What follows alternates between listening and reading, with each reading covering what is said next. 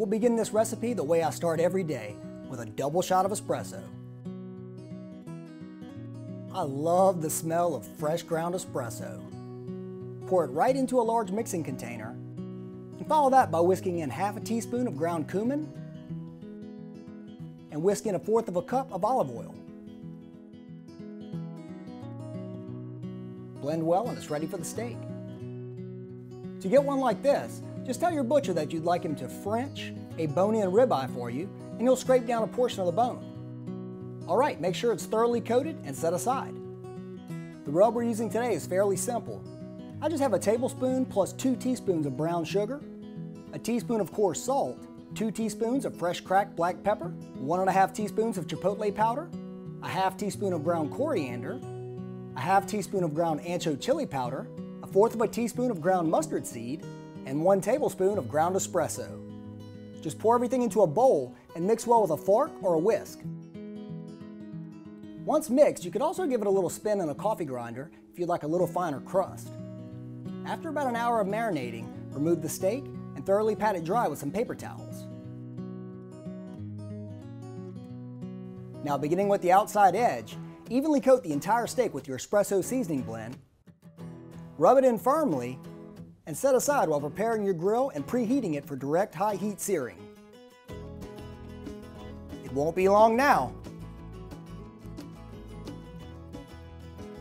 What a beautiful cut of meat. That's what I'm talking about.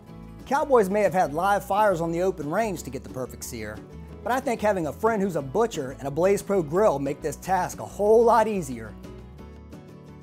The crust on the steak is going to be awesome, and espresso really brings some rich flavor to the steak.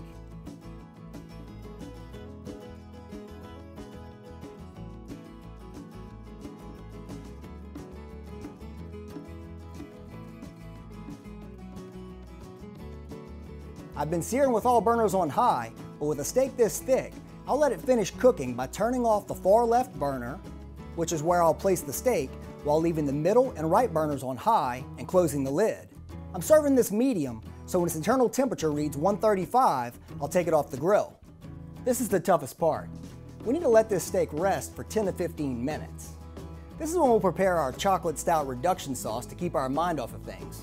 I found this one at Whole Foods, but really any dark beer would work.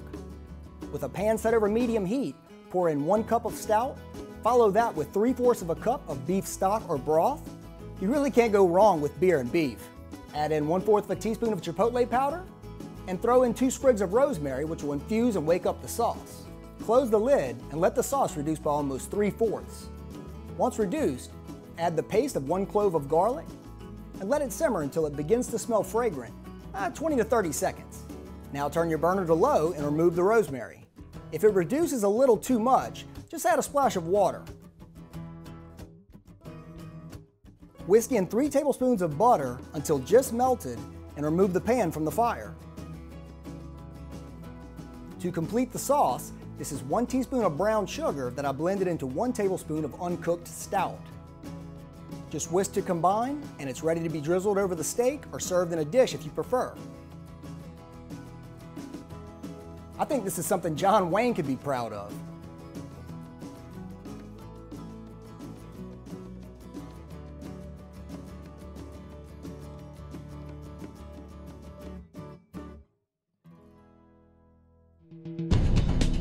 Blaze Grills, where grilling starts and flavor begins.